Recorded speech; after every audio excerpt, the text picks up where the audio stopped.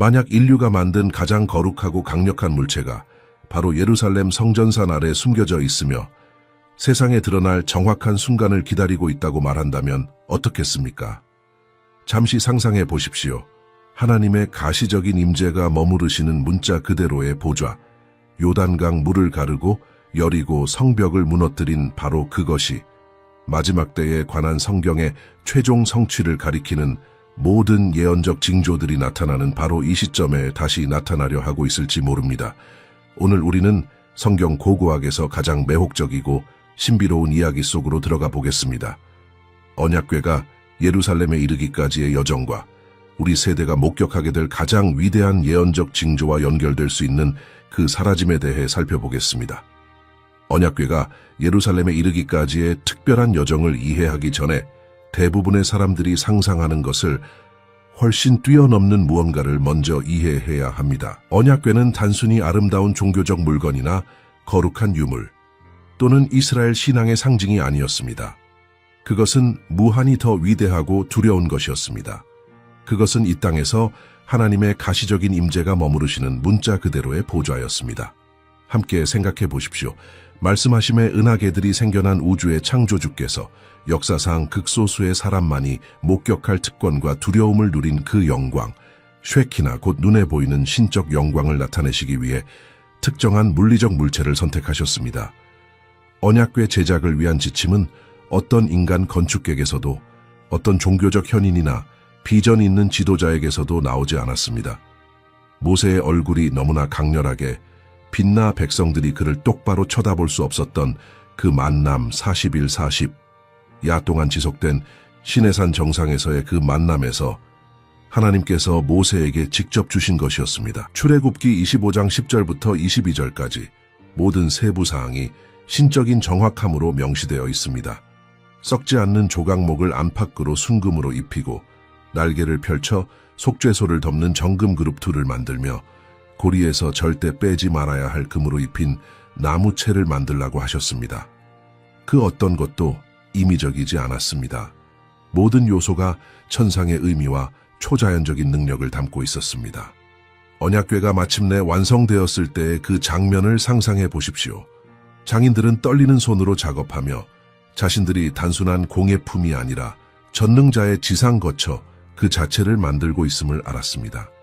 속죄소 곧 두 그룹 사이에 있는 그 순금 뚜껑은 대속죄일에 대제사장이 지성소에 들어가 속죄의 피를 뿌리는 문자 그대로 그 장소였습니다. 대제사장은 떨면서 들어갔으니 실수는 곧 즉사를 의미했기 때문입니다. 바로 그곳 그룹들 사이에서 하나님의 음성이 모세에게 말씀하셨으니 사람이 자기 친구와 이야기하듯 대면하여 말씀하셨습니다. 그러나 언약궤는 단지 상징적인 것이 아니었습니다. 그것은 자연 법칙을 거스르는 실제적이고 구체적인 능력을 보여주었습니다. 제사장들이 범람기에 요단강 강변까지 언약궤를 메고 갔을 때 강물이 사납게 둑을 넘쳐 흐르던 바로 그때 불가능한 일이 일어났습니다. 제사장들의 발이 물에 닿는 순간 요단강은 문자 그대로 흐르기를 멈추었습니다. 위에서 내려오던 물은 단단한 벽처럼 쌓여 멈추었고 이스라엘 백성은 한 세대 전 홍해에서 일어났던 것과 똑같이 마른 땅을 밟고 건넜습니다. 이것은 여호수아 3장에 기록되어 있습니다. 그리고 여리고는 어떠했습니까? 당시 군사적 기준으로 난공불락으로 여겨지던 그 거대한 성벽이 언약궤를 메고 7일 동안 성을 돌았을 때 그냥 무너져 내렸습니다. 공성 망치도 없었고 인간의 군사 전략도 없었습니다. 오직 언약궤의 임재와 백성의 외침 소리뿐이었습니다. 하나님의 보좌에서 발산되는 능력 앞에 돌들이 부서져 내렸습니다. 그러나 여기서 이스라엘이 가장 고통스러운 방식으로 배워야 했던 교훈이 있습니다. 이것은 사람들이 자신의 목적을 위해 조종하거나 통제할 수 있는 마법의 물건이 아니었습니다. 이스라엘이 사무엘상 4장에 기술된 블레셋과의 전투에서 언약궤를 일종의 행운의 무기처럼 사용하려 했을 때 그 결과는 참담했습니다. 이스라엘 군사 3만 명이 전사했고 언약궤는 빼앗겼습니다. 왜 그랬을까요? 그들이 하나님의 보좌를 부적처럼 군사 도구처럼 취급하면서 언약궤가 하나님의 절대적인 거룩함을 나타내며 그것은 이용되는 것이 아니라 오직 경외하고 순종해야 하는 것임을 잊었기 때문입니다. 그러나 적의 영토에서도 이방 블레셋의 손에 포로로 잡혀 있을 때도 언약궤는 하나님의 능력이 백성의 믿음이나 순종에 달려있지 않음을 증명했습니다. 그것은 오직 하나님 자신의 거룩하고 주권적인 본성에만 달려있습니다. 블레셋 사람들이 언약궤를 자기들의 신 다곤의 신전에 두었을 때 무슨 일이 일어났을까요? 이것은 꼭 들어보셔야 합니다.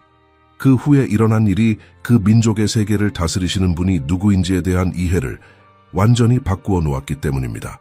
사무엘상 4장에 기록된 아벡에서의 그 참담한 전투에서 블레셋이 언약궤를 빼앗았을 때 그들은 단순한 전쟁 전리품만이 아니라 자기들의 신들이 이스라엘의 하나님보다 우월하다는 결정적인 증거를 얻었다고 생각했습니다. 그 순간의 오만함을 상상해 보십시오. 이방 군사들이 살아계신 하나님의 보좌를 마치 또 하나의 전리품처럼 어깨에 메고 가는 장면을 말입니다. 그들은 언약궤를 아스돗으로 가져가 블레셋의 주신인 다곤의 신전에 의기양양하게 두었으며 그 돌 우상 옆에 놓았습니다. 마치 이렇게 말하는 것 같았습니다. 이제 누가 더 강한 신인지 보자. 다음 날 아침 다곤의 제사장들이 신전에 들어갔다가 공포에 사로잡혀 얼어붙었습니다. 그들의 신상이 언약궤 앞에 엎드려져 있었으니 마치 종이 주인 앞에 엎드린 것 같았습니다. 아마도 그들은 사고라고 밤사이에 지진이 있었다고 설명할 수 있는 무언가라고 생각했을 것입니다. 그들은 신상을 일으켜 제자리에 다시 세웠습니다. 그러나 다음 날 아침 그 광경은 더욱 소름 끼쳤습니다. 다곤은 다시 엎드러져 있었는데 이번에는 머리와 두 손이 잘려 몸에서 분리되어 문지방에 내던져져 있었습니다. 우상의 몸통만 남아 있었습니다. 블레셋의 신은 참된 하나님의 보좌 앞에서 문자 그대로 목이 잘리고 사지가 절단된 것입니다. 그러나 이것은 블레셋 땅에 내린 하나님의 심판의 시작에 불과했습니다. 재앙이 아스돗 성을 황폐하게 하기 시작했습니다. 사무엘상 5장의 성경 본문은 백성에게 생긴 고통스러운 종기와 농작물을 망친 쥐떼의 창궐, 그리고 널리 퍼진 죽음과 공포를 묘사합니다. 하나님의 무거운 손이 그들 위에 있었습니다. 절망 속에서 아스돗의 지도자들은 언약궤를 다른 성 가드로 보내기로 결정했습니다. 아마도 그곳에서는 형벌이 멈출 것이라 생각했을 것입니다. 그러나 가드에서도 똑같은 참화가 반복되었습니다. 종기와 재앙, 그리고 절대적인 공포가 있었습니다. 가드에서 에그론으로 보내려 하자 에그론 주민들은 언약궤가 오는 것을 보고 공포에 질려 외쳤습니다. 이스라엘 하나님의 궤를 우리에게로 가져다가 우리와 우리 백성을 죽이려 하는도다. 이스라엘의 가장 거룩한 물건이 블레셋에게는 가장 무서운 악몽이 되어 버렸습니다. 7개월 동안 언약궤는 블레셋의 5 주요 선급을 돌아다니며 지나가는 곳마다 죽음과 질병과 초자연적인 파괴의 흔적을 남겼습니다. 이스라엘의 하나님을 조롱하던 자들이 이제 그분의 임재에서 벗어나게 해달라고 애원했습니다. 마침내 블레셋의 지도자들이 자기들의 제사장과 점쟁이들을 소집했습니다. 함께 생각해 보십시오. 그들은 너무 절박해서 이스라엘의 하나님이 자기들의 모든 신보다 더 강하시다는 것을 공개적으로 인정했습니다. 그들은 속건제를 준비했습니다. 금으로 만든 종기 5과 금으로 만든 쥐 5, 5 선급과 그들을 괴롭힌 재앙을 나타내는 것이었습니다. 그들은 언약궤를 새 수레에 싣고 갓새끼를 낳은 암소 2마리에게 끌게 했습니다.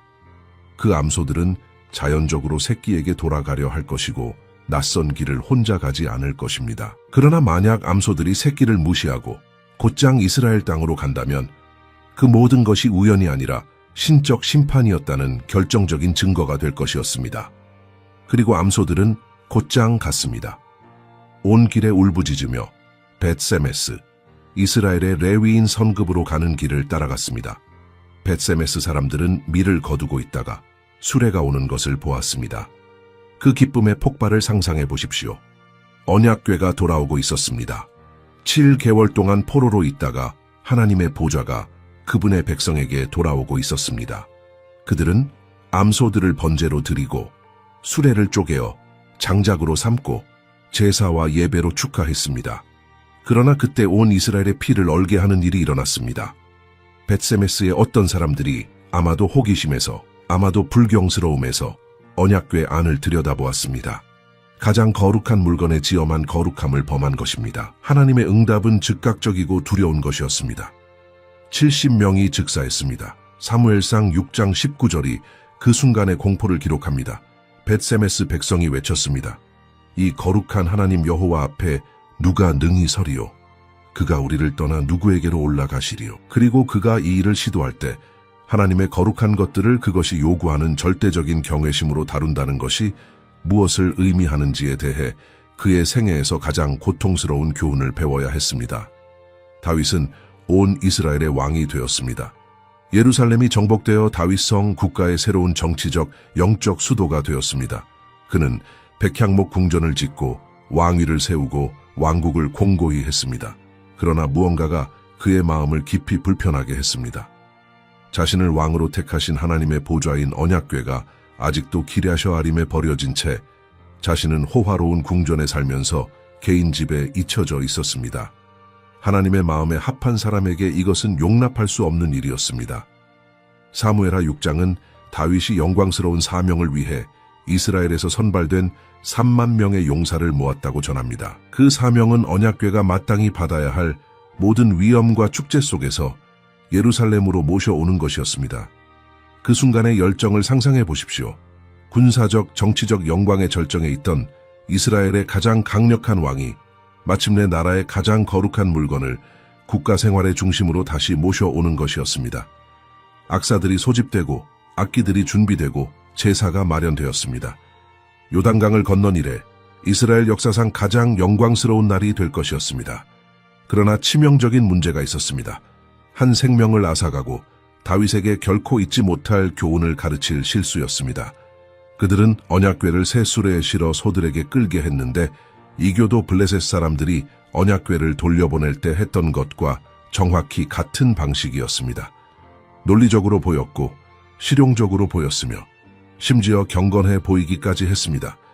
결국 사용하지 않은 새 수레였으니까요. 그러나 하나님께서는 언약궤를 어떻게 운반해야 하는지에 대해 매우 구체적인 지침을 주셨고 이 지침들은 제한이나 융통성 있는 안내가 아니었습니다.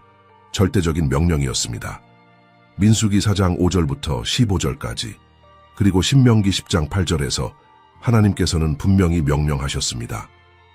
오직 고핫 자손 레위인만이 언약궤를 맬 수 있으며 옆면에 고리에 끼운 금채를 사용하여 그들의 어깨로 메어야 한다고 하셨습니다. 언약궤는 절대 직접 만져서는 안 되고 절대 수레로 운반해서는 안 되며 절대 일반 짐처럼 취급해서는 안 되었습니다. 그러나 다윗은 열심과 열정 속에서 이 지침들을 무시하거나 단순히 제대로 확인하지 않았습니다. 행렬이 큰 축제와 함께 시작되었습니다. 다윗과 온 백성이 언약궤 앞에서 춤추고 노래하고 악기를 연주했습니다. 수금, 비파, 소고, 양금, 재금 등 하늘을 기쁨으로 진동시키는 음악축제였습니다. 모든 것이 완벽해 보였고 모든 것이 계획대로 진행되는 것 같았습니다. 나곤의 타작마당에 이르기까지는 말입니다. 소들이 뛰었습니다. 수레가 위태롭게 흔들렸습니다. 언약궤가 떨어지려 했습니다.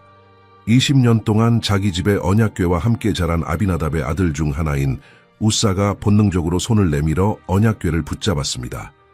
세상에서 가장 거룩한 물건이 땅에 떨어지는 것을 막으려는 보호의 몸짓, 자연스러운 반사 행동이었습니다. 그러나 그의 손이 언약궤에 닿는 순간 그는 쓰러져 죽었습니다. 신적 거룩함에 의해 즉사한 것입니다. 사무엘하 6장 7절은 하나님의 진노가 우사에게 임하여 그가 바로 거기 하나님의 궤 곁에서 죽었다고 말합니다. 축제가 즉시 멈추었습니다. 음악이 그쳤습니다. 죽음과 같은 침묵이 3만 군중 위에 내려앉았습니다. 다윗은 먼저 분노했습니다. 본문은 하나님이 우사를 치셨기 때문에 다윗이 분하여라고 말합니다. 함께 생각해 보십시오. 여기에 선한 일을 하려던 하나님을 공경하려던 왕이 있었는데 갑자기 그의 발 앞에 죽은 사람이 있었습니다. 다윗의 초기 분노는 인간적인 관점에서 이해할 만했습니다. 그러나 그 후에 깊은 두려움, 처음부터 있었어야 할 그 경외하는 두려움이 찾아왔습니다. 다윗이 물었습니다. 여호와의 궤가 어찌 내게로 오게 하랴? 성경을 연구하고 제사장들에게 자문하고 언약궤의 거룩함과 운반에 관한 율법을 깊이 이해한 3개월이었습니다. 그리고 이 3개월 동안 특별한 일이 일어났습니다. 오베데돔의 집이 크게 복을 받았습니다. 그가 가진 모든 것이 형통했습니다. 언약궤의 임재는 합당한 경외심으로 대할 때 죽음을 가져오는 것이 아니라 넘치는 복을 가져왔습니다. 다윗은 그의 생애에서 가장 중요한 교훈을 배웠습니다. 지식 없는 열심은 치명적일 수 있다는 것입니다. 선한 의도가 정확한 순종을 대신할 수 없습니다.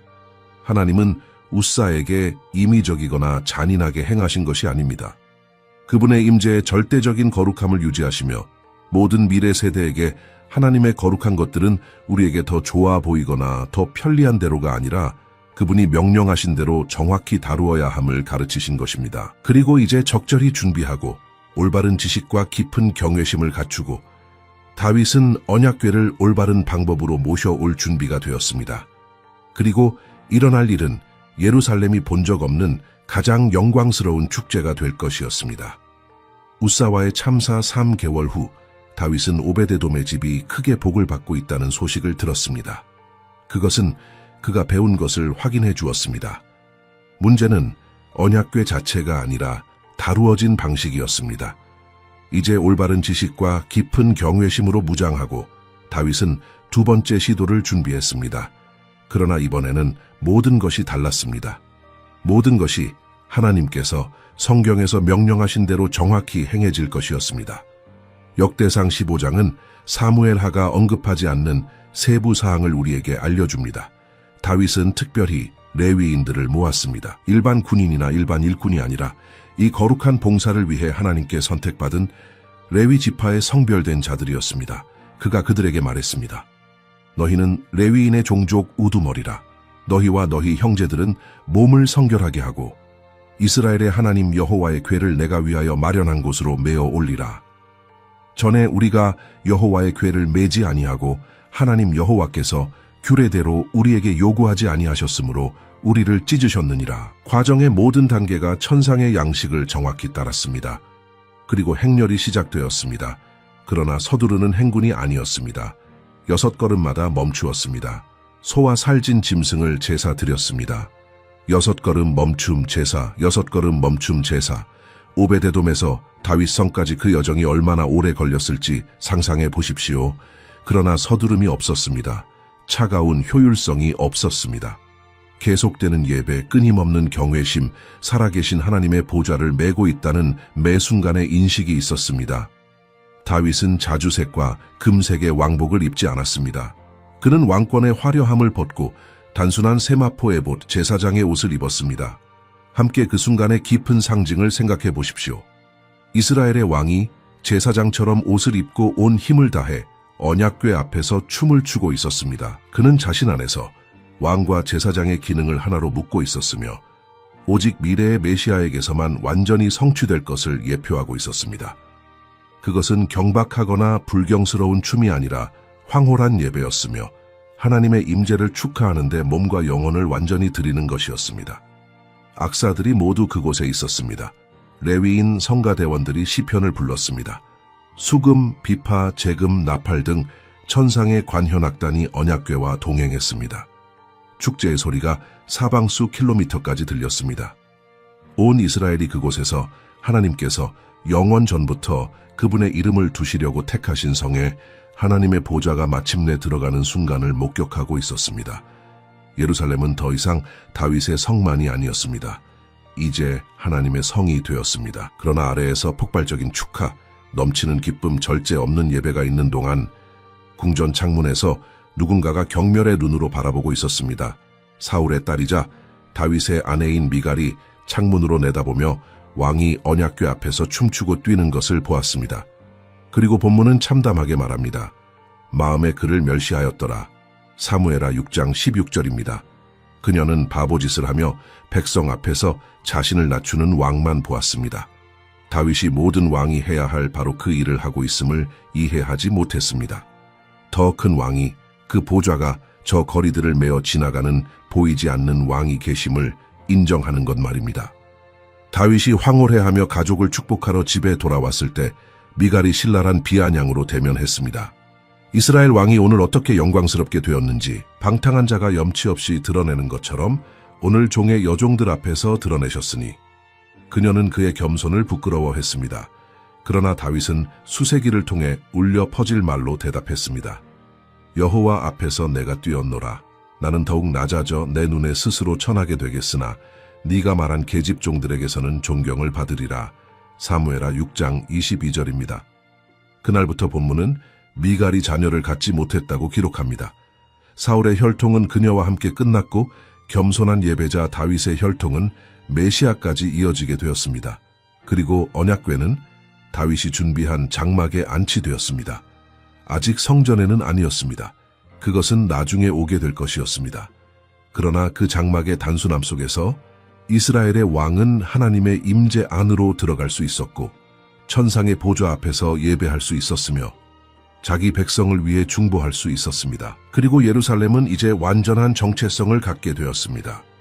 지상의 왕과 천상의 왕의 성, 다윗의 후손이 왕으로서뿐 아니라 멜기세덱의 반차를 따르는 제사장으로서 영원히 통치할 날을 예표하는 성이 되었습니다.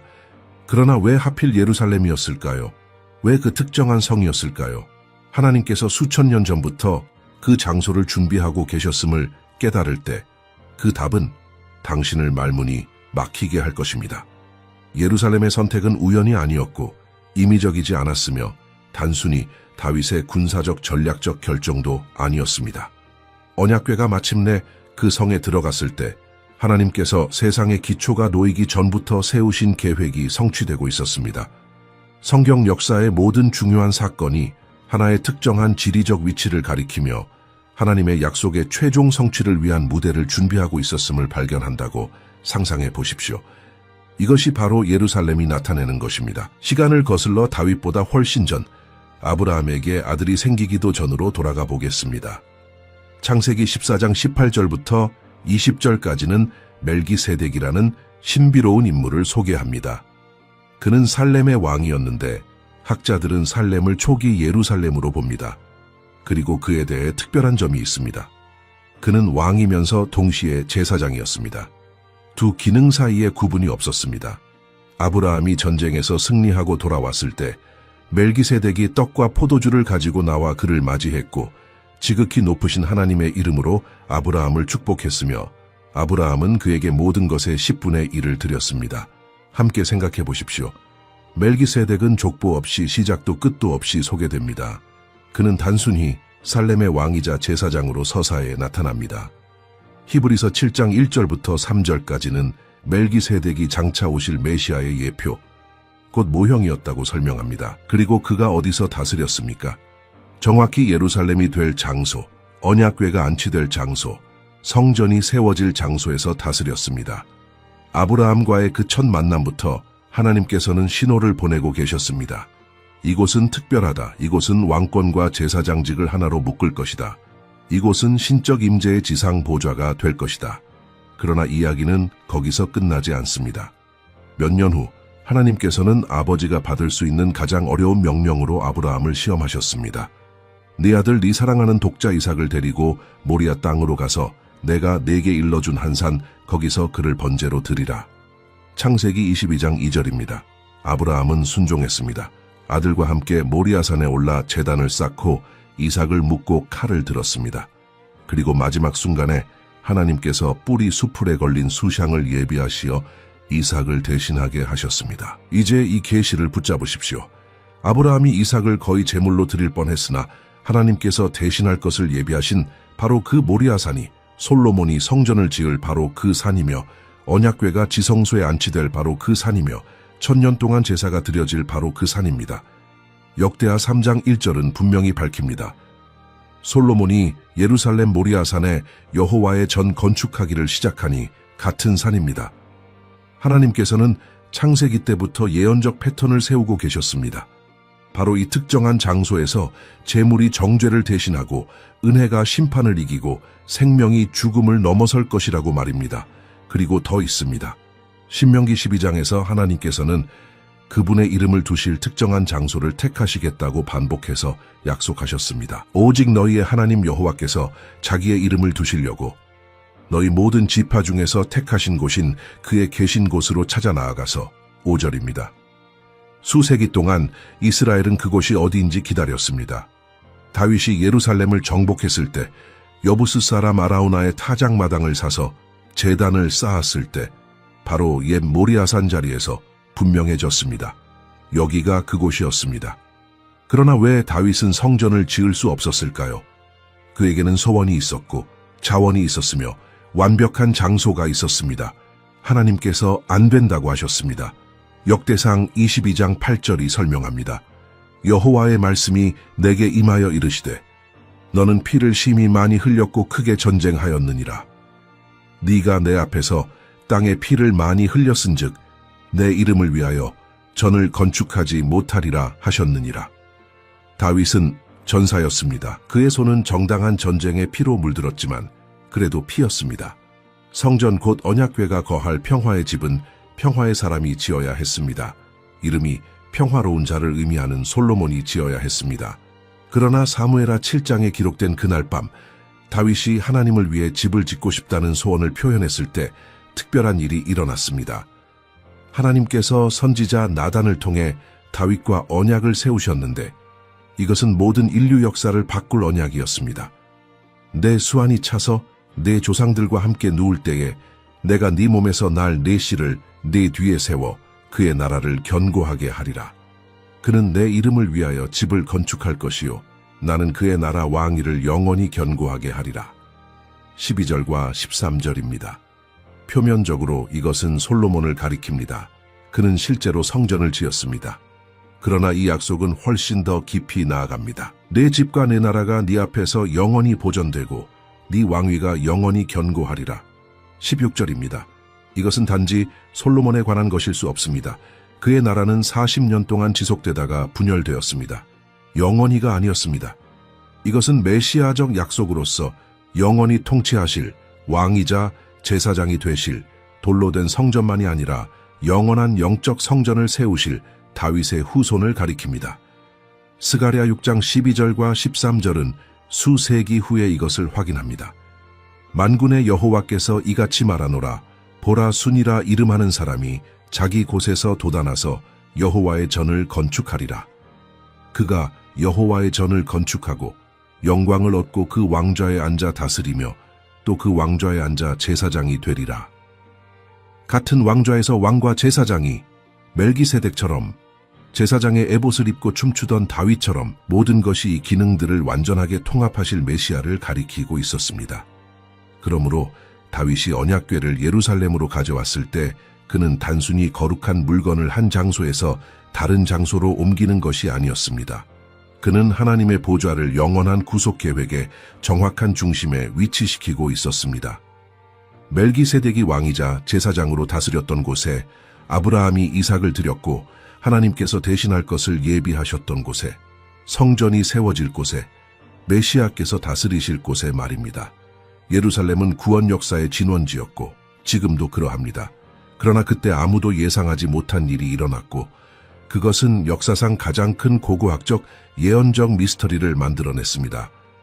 언약궤는 솔로몬이 성전을 완성했을 때 최종 목적지에 도달했습니다. 열왕기상 8장 1절부터 9절까지는 그 최고 영광의 순간을 묘사합니다. 제사장들이 언약궤를 지성소, 곧 성전 안의 가장 거룩한 곳으로 가져가 올리브 나무를 새기고 금으로 입힌 거대한 그룹들의 날개 아래 두었습니다. 제사장들이 나왔을 때 여호와의 영광이 구름으로 성전에 가득 찼는데 너무나 빽빽해서 그들이 거기 서서 섬길 수가 없었습니다. 쉐키나가 광야에서 성막이 봉헌되었을 때처럼 충만한 능력으로 돌아왔습니다.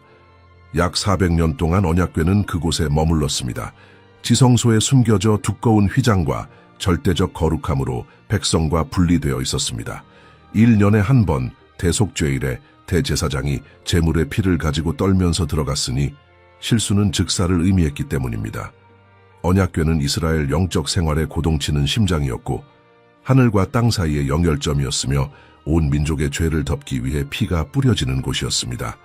그러나 기원전 586년이 왔습니다. 예루살렘은 고대 세계가 본 적 없는 가장 강력한 바벨론 군대에 포위되었습니다. 예레미야 선지자는 유다의 지속적인 우상 숭배 때문에 심판이 오고 있다고 수십 년 동안 경고했지만 백성은 듣지 않았습니다. 느부갓네살이 도성에 침입했습니다. 그의 군대는 성전을 약탈하고 금은 기구들을 부수고 솔로몬이 그토록 공들여 지은 백향목과 잣나무 구조물에 불을 질렀습니다. 7년이 걸려 지어진 그 건축학적 경이 솔로몬의 성전이 영이 나는 폐허로 변했습니다. 그리고 언약궤는 성경은 그것에 무슨 일이 일어났는지 단순히 말하지 않습니다. 귀가 먹먹해지는 침묵입니다. 열왕기하 25장은 바벨론으로 가져간 성전의 모든 물건을 세세히 열거합니다. 놋기둥들, 놋바다, 기구들, 대접들. 그러나 언약궤는 언급되지 않습니다. 파괴되었다고도 빼앗겼다고도 끌려갔다고도 하지 않습니다. 단순히 사라졌습니다. 스룹바벨에 의해 제2성전이 재건되고 나중에 헤롯에 의해 대대적으로 개조 확장되었을 때 지성소는 비어 있었습니다. 언약궤는 다시는 보이지 않았습니다. 함께 생각해 보십시오. 이것은 이스라엘 역사상 가장 중요한 물건이며 하나님의 임재의 문자 그대로의 보좌인데 그것에 무슨 일이 일어났는지에 대한 기록이 전혀 없습니다. 그런 것이 어떻게 그냥 사라질 수 있습니까? 2500년 동안 이 질문은 고고학자들, 신학자들, 보물 사냥꾼들, 예언 연구가들을 매료시켜 왔습니다. 수십 가지 이론이 등장했습니다. 어떤 이들은 바벨론 사람들에 의해 파괴되었는데 너무 충격적이어서 아무도 기록하지 않았다고 말합니다.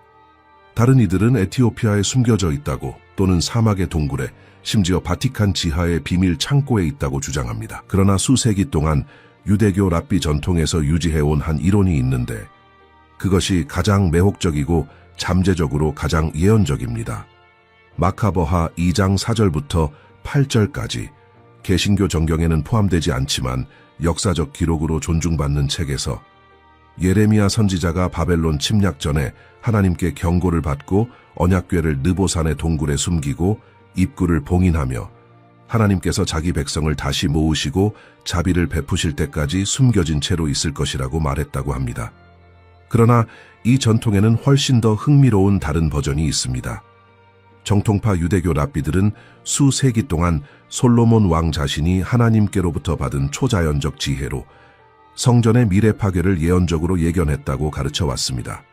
이를 알고 그는 원래 건축 당시 성전산 아래에 비밀방들과 정교한 통로들과 깊은 은신처들을 만들었습니다. 목적이 무엇이었습니까? 극도의 위험 순간에 언약궤를 숨길 안전한 장소를 만드는 것이었습니다. 이 전통에 따르면 바벨론 군대가 예루살렘 성문 앞에 이르렀을 때 제사장들이 비밀 통로를 통해 언약궤를 성전산 바로 아래 깊은 방으로 옮겼습니다. 그곳에서 봉인되고 보호되어 다시 드러날 적절한 때를 기다리고 있습니다. 그리고 여기에 모든 예언 연구가의 심장을 뛰게 하는 부분이 있습니다. 일부 랍비들은 그 방의 대략적인 위치를 알고 있다고 주장합니다. 그들은 계획이 하나님께서 정하신 계시의 때를 기다리며 세대를 거쳐 유대교 지도자들에게 비밀리에 전해져 왔다고 말합니다. 그러나 거대한 문제가 있습니다. 오늘날 성전사는 이슬람의 통제 아래 있습니다. 바위의 돔과 아라크사 모스크가 그 자리를 차지하고 있습니다. 어떤 발굴 시도든 신성 모독으로 여겨질 것이며 국제 분쟁을 촉발할 수 있고 심지어 전쟁까지 일어날 수 있습니다. 요르단 와크프 이슬람 당국은 성전산에서의 어떤 유대인 고고학 발굴도 엄격히 금지하고 있습니다. 그래서 비록 언약궤가 정말로 그곳에 30m나 50m 깊이의 방에서 2600년 동안 완벽하게 보존된 채 기다리고 있다 해도 완전히 접근 불가능한 상태로 남아 있습니다. 그러나 잠시 이 이론이 사실이라면 무엇을 의미할지 상상해 보십시오. 어떤 극적인 지정학적 변화나 성전산의 현상 유지를 바꾸는 예언적 사건을 통해 유대인들이 그 지하 방들에 접근하게 된다고 상상해 보십시오. 언약궤의 발견을 상상해 보십시오. 복제품이 아니라 상징이 아니라 실제 물건 요단강을 건넜고 여리고를 무너뜨렸고 블레셋 사람들을 두렵게 했고 다윗이 폭발적인 축제 속에 가져왔던 바로 그것 말입니다. 지금까지 발견된 모든 것을 능가하는 역사상 가장 의미 있는 고고학적 발견이 될 것입니다. 그러나 고고학 이상으로 상상할 수 없는 규모의 예언적 징조가 될 것입니다. 왜 그럴까요? 오늘날 이스라엘에서 제3성전 건축을 준비하는 활발한 움직임이 있기 때문입니다. 예루살렘의 성전 연구소는 이미 성전 봉사에 필요한 모든 기구를 재현했습니다. 제사장 의복, 분향단, 메노라, 모든 것이 성경의 정확한 사양에 따라 만들어졌습니다. 레위인들이 훈련받고 있습니다. 제사장들이 성전 봉사의 율법을 공부하고 있습니다. 민수기 19장에 기술된 정결 의식을 위한 붉은 암송아지가 사육되었습니다. 모든 것이 준비되고 있습니다. 그러나 언약궤 없이 제3성전은 불완전할 것입니다. 지성소가 제2성전에서 그랬던 것처럼 비어 있을 것입니다. 기능적이기는 하겠지만 쉐키나의 임재, 하나님의 문자 그대로의 보좌가 없을 것입니다. 그러므로 이스라엘이 제3성전을 지을 준비가 된 바로 그 순간에 언약궤가 발견되거나 드러난다면 상상해 보십시오. 이스라엘과 온 세계에 미칠 영적, 정치적, 예언적 충격을 상상해 보십시오. 유대인들은 하나님께서 고대의 약속들을 성취하고 계시며 이스라엘의 최종 회복이 시작되었으며 메시아 시대가 문전에 와 있다는 절대적인 확인으로 볼 것입니다. 에스겔 40장부터 48장까지의 예언은 미래의 성전을 놀라운 건축학적 세부 사항으로 묘사합니다. 스가랴 6장은 여호와의 전을 건축하고 그 왕좌에 앉아 제사장이 될 순에 대해 말합니다. 예언 연구가들 사이에는 이 본문들이 메시아의 오심과 연결된 마지막 때의 사건들을 가리킨다는 공감대가 있습니다. 언약궤가 정말로 성전산 아래 숨겨져 있고 하나님께서 정하신 계시의 순간을 기다리고 있다면 그 발견은 문자 그대로 성경에 묘사된 예언적 사건들의 최종 연쇄를 촉발하는 반가쇠가 될 수 있습니다. 함께 생각해 보십시오. 예언의 퍼즐 조각 하나하나가 맞춰지고 있습니다. 예루살렘은 1967년에 2000년 만에 처음으로 이스라엘의 통제 아래 재통일되었습니다. 이스라엘은 거의 2000년의 흩어짐 끝에 1948년에 다시 국가로 존재하게 되었습니다. 제3성전을 위한 준비가 진행 중입니다. 빠진 유일한 조각은 언약궤입니다. 그리고 그것이 정말로 우리 발 아래 기다리고 있다면 우리는 그 귀환을 목격할 세대에 살고 있는 것일까요? 이것이 마지막 때의 가장 위대한 예언적 징조, 예루살렘을 향한 하나님의 영원한 계획이 최종 단계에 진입하고 있다는 징조일까요? 오늘 우리가 함께 걸어온 언약궤의 여정은 단지 왕들과 전쟁들과 거룩한 물건들에 관한 고대 이야기가 아닙니다.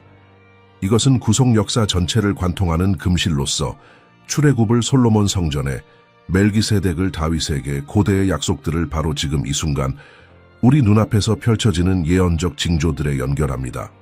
이 여정의 각 단계, 요단강을 건넌 것, 여리고의 함락, 블레셋 포로 생활, 우사와의 비극, 예루살렘에서의 승리의 축제 등은 경외, 거룩함, 순종, 그리고 눈에 보이는 영광의 보좌를 통해 자기 백성 가운데 거하시기로 택하신 하나님의 성품에 대한 깊은 교훈을 담고 있습니다.